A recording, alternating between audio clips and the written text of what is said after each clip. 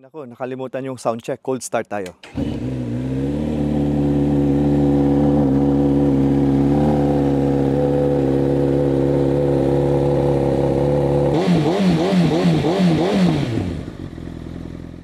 Hello mga boss o mga sir, ito ulit si Dodong Red. Ito nga pala yung motor ko. It's Honda CB1000R Black Edition 2022 model. And next month po, fortunately pinayagan na tayo ni Mrs. na manood ng Isle of Man. So babiyahe tayo ng Isle of Man. Punta tayo doon ng 4 na araw. So manonood tayo ng Isle of Man TT Racing.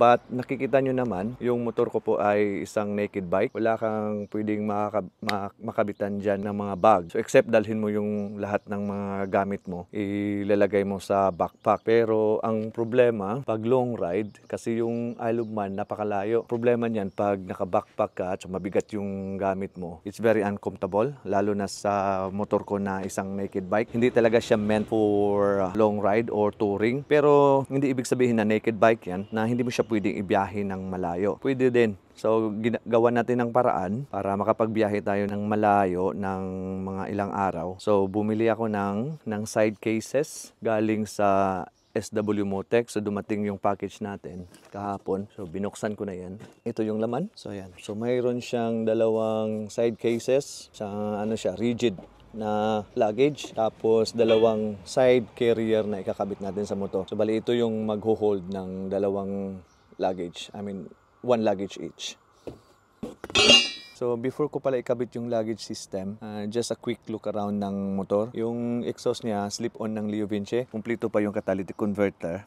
Ayoko ng full system kasi masyadong maingay, nakakabingi na. Saka yung side mirror, pinalitan ko ng bar end. So check din natin yung odo at saka yung screen. Ayan. So, meron lang siyang 3,222 miles. So, actually mga boss, meron din akong maliit na tank bag at saka maliit na bag sa likuran. Binili ko yan kasama galing sa Honda. Pero I think hindi pa rin siya enough kung babiyahe ka ng malayo at saka abot ng mga 4 hanggang 5 araw yung biyahe. So unless na lang siguro kung magdala ka ng malaking backpack at saka kargahin mo sa likuran. Pero I think hindi ka aabot ng 1 oras. Pag tuloy-tuloy yung biyahe, kailangan mong magpahinga every hour. So ito nga pala yung unang ikabit natin, yung sa kanan. Ito yung side carrier niya. Meron lang siyang 3 bolt na kailangan ikabit. Tapos kailangan lang natin ng 2 tools. So isang hex key at saka isang deep socket, I think number 10. So ang kagandahan ng luggage system ng SW Motec, itong side carrier niya is itim. So yung motor natin is itim. Ganito ang position niya. So hindi siya masyadong obvious yung side carrier.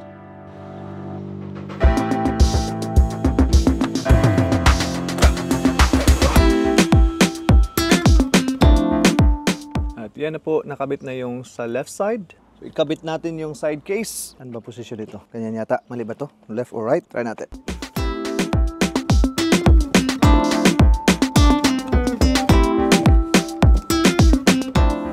So yung right side na naman yung ikabit natin.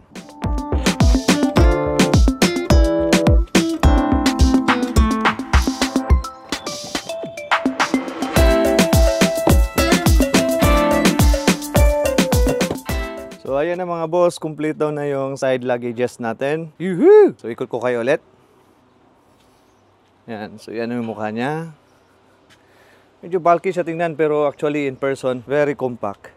Ayos! So testing din natin sakyan yung motor na merong luggage. So ganito na tayo, dapat sumakay. Ayan, pwede na. Try din natin ilagay yung tank bag at saka isa pang maliit na bag sa likuran na binili ko din sa Honda. So ayan na yung complete setup natin. Wow, nagmumukhang pang touring na yung naked bike. So ito yung tank bag at saka yung additional na hindi siya maliit ha. Extendable to. Malaking laman yan. So with this kind of setup, pwede na tayong bumiyahe kahit 1 linggo. Hihi! Ito naman sa kabila. Yan. So, hindi na kailangan mag-backpack. Ayan. Maganda. Medyo bulky tingnan sa camera yung yung may additional na bag pa. Pero hindi naman pa. Compact naman siya. So, yung bag pala, binili ko ng 450 pounds online sa SW Motec. It's very easy to buy. Lagay mo lang yung make ng motor, model, at saka yung year. Tapos lalabas lahat ng suggestion ng mga bags na gusto mo. So mga boss, mga sir, dito po magtatapos ang aking video. Maraming salamat sa inyong panonood at sana po suportahan nyo po ang aking bagong YouTube channel. See you po sa aking next video. Once again, daghang salamat. Nakalimutan yung sound check. Cold start tayo.